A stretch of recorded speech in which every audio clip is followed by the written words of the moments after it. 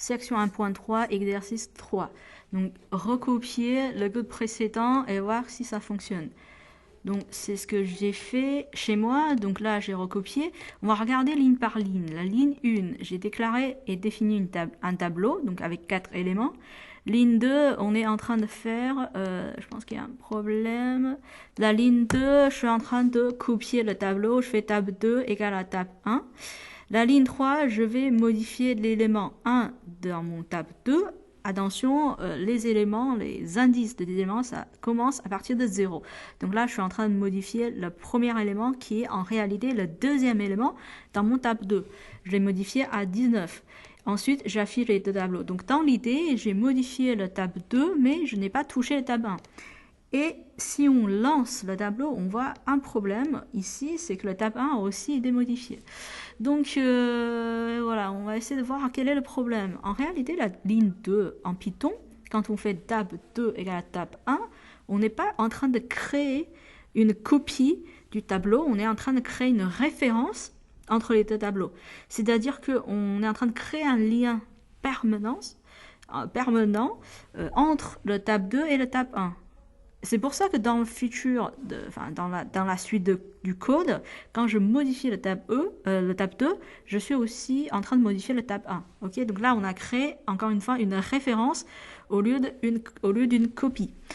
Ensuite, comment on fait là pour créer proprement une copie? Donc, c'est précisé ici. On a deux façons de faire. Soit on fait tab 2 liste égale à liste tab 1, ou bien tab 2 égale à tab 1 entre crochets de points. Alors, on va utiliser du coup cette deuxième méthode pour faire un test. Donc, en réalité, c'est pas compliqué à corriger. Donc là, ici, je fais entre crochets et je fais 2 points. Déjà, on va lancer pour voir si ça fonctionne. Donc là, ici, vous voyez, le tab 1 n'a pas été modifié, alors que le tab 2 a été bien modifié. Donc, j'ai bien dissocié les deux. J'ai bien créé une copie. Alors, maintenant, je me pose la question, ok, je sais que crochet, c'est un tableau, ok, c'est un tableau, c'est une liste en Python, mais c'est quoi les 2 points? Alors, là, ici, quand je copie, on est d'accord qu'on est en train de copier du premier élément jusqu'au dernier élément. C'est-à-dire que 2 points, en fait, en Python, ça veut dire 2A, ok, 2A. Si je mets du coup du premier élément, donc c'est 0, jusqu'au dernier élément, ce qui est dépendant de la taille du tab 1. Donc là, je mets len comme la longueur, tab 1. Ok, donc c'est ça que je voulais dire à la base, du premier au dernier élément. Je copie tout ça et je le mets dans la tab 2. Donc je vais lancer, vous voyez, le résultat il est correct. Sauf que ici, ce qu'on peut faire, c'est de ne rien mettre, comme précisé dans le TD. Si je ne mets rien, j'ai copié par défaut du premier élément, du 0e élément jusqu'au dernier élément. Ok, donc ça c'est du coup un paramètre par défaut.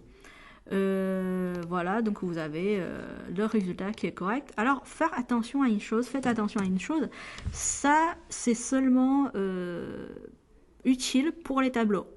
Pour les entiers, on n'a pas cette histoire de référence, ça n'existe pas. Donc là, par exemple, on a A égale à 5, on fait B égale à A, on a juste copié la valeur. Hein, l'histoire de référence, ça n'existe pas. Je peux très bien donc modifier la valeur de B à 7 et je fais un print.